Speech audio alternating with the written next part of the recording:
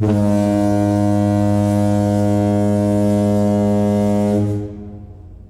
there. Once again, this is Anton from Anton Bay. Thank you guys for stopping by the collection room. Today I'm taking a look at some comics that I picked up from my next door neighbor. He was having a garage sale. He sold me a few comics. I didn't buy a lot of books, but he did have a few that I wanted. I think these were like $1 a piece. It was a great sale. Anyway, first up, it's in rough shape, but who cares? I don't care about that kind of thing. This is Charlton Comics. Love Charlton stuff. It's hard to find. This is number 10 of the all-new Monster Hunters, and it had the Kraken on the front. And if you guys don't know, I'm a big octopus fan. I actually have an octopus tattoo. It's the only good tattoo I have, probably, but it's cool. Always been a big fan, and so anytime a comic book cover has an octopus on it, I'm pretty much on board. This being Charlton stuff, of course, I'm also on board just because of the age of the books. The look of the books is fantastic. You know, I ought to look real quick here in the front. 1977, just to get an idea. Comics were 35 cents then. Looks like we're fighting the massive bat creature thing.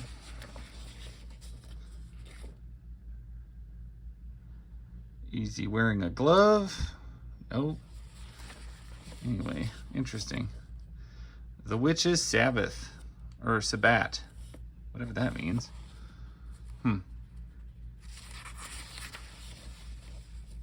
Bad Blood. It's almost like they got short stories in here. A Word Find. That's cool. There is our cover picture. Exact same picture, I think. That Kraken right there, tearing up a cruise liner. That is a wild swimsuit. Did they just stone her? I guess so. They just clubbed her with a rock. Enzymes melt fat right out of your body. Odd art. I would not have expected to see such a... I don't know, that's a weird looking art there. Of course, I love a lighthouse. Originally, I'm from Nebraska, and there was actually a couple lighthouses there. People love lighthouses so much that they install them. That's a beautiful, beautiful Kraken. He's got some extra flourishes going on his head. Pretty typical of a Kraken. Wow. Yeah, I don't know if I've had a horror comic from Charlton before, so that's pretty cool. Next up, I have a Ghostly Tales. This is number 139. I didn't actually know that Charlton was around that long, that they had issues that were running 139. Ghostly Tales. That is a massive run I was not aware of. Covers are, of course, really loose on these. And this one is from 1979. And I can already tell the art style and everything in it reminds me of a Chick track.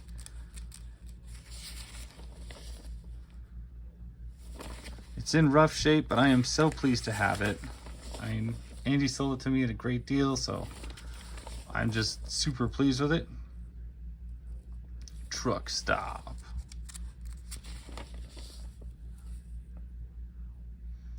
It has to be.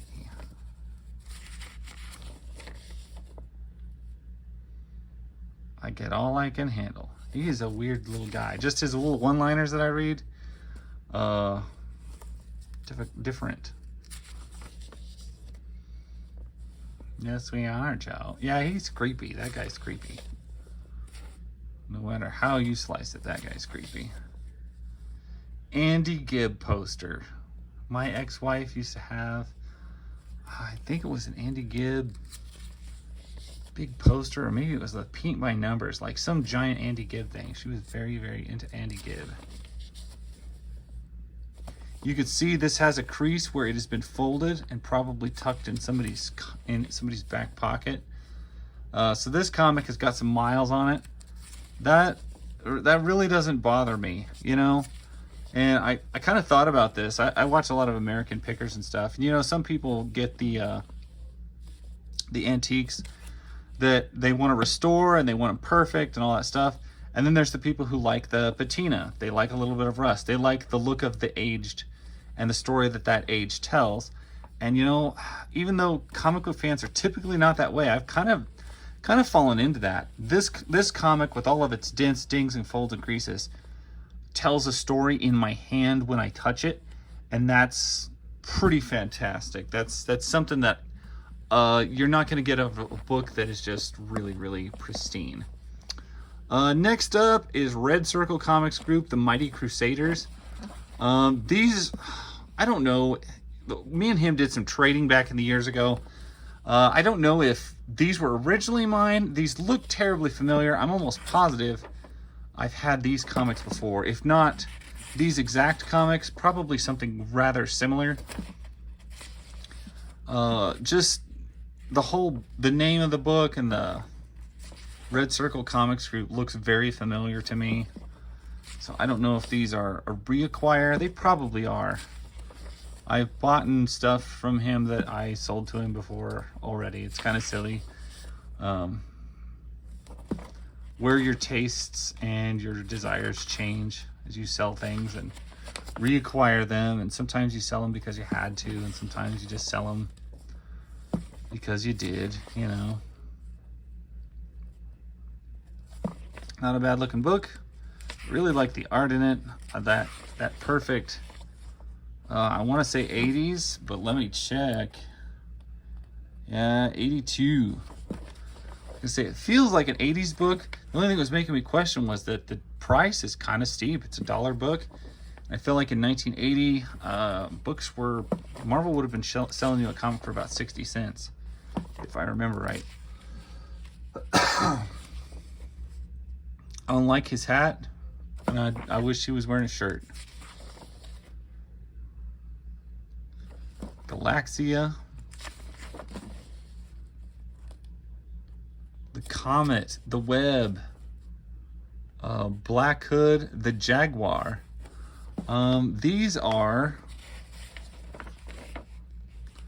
the Shield. Yeah, these, I've seen most of these characters reappeared in Impact Comics, which was a subsidiary of DC. You got the Fly, you got Captain Lancelot Strong as the Shield. The only thing that's a little weird is this Jaguar. When they got when Impact did the Jaguar, she was a woman, and I actually quite enjoyed those. I used to have a vintage action figure of that guy, the Web, and I didn't even know that they made figures of these, but they did, and that's just amazing to me. 1982, he was a little 4 POA. Odd looking little guy. A word from the managing editor.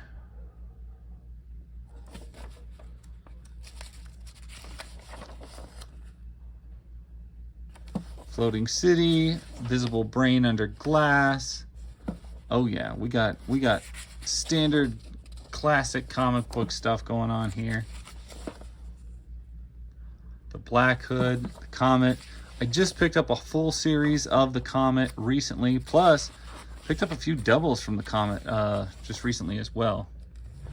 But all of those were under the Impact title, or the Impact Publishing. They were not Red Circle, so I'm not familiar with Red Circle. I don't know that I've ever seen any others other than these, but it's pretty cool that they're there. I've never seen any more. Mr. Midnight. It's a creepy looking guy.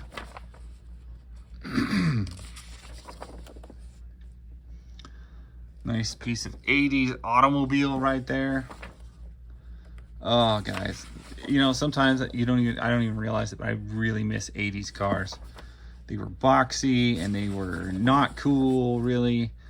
And they're cool now. I look at them and I'm just like, ugh, I love that. If you guys didn't know, I used to really be into cars, hence the little homage there. I got a little AMC Pacer. I loved cars like that.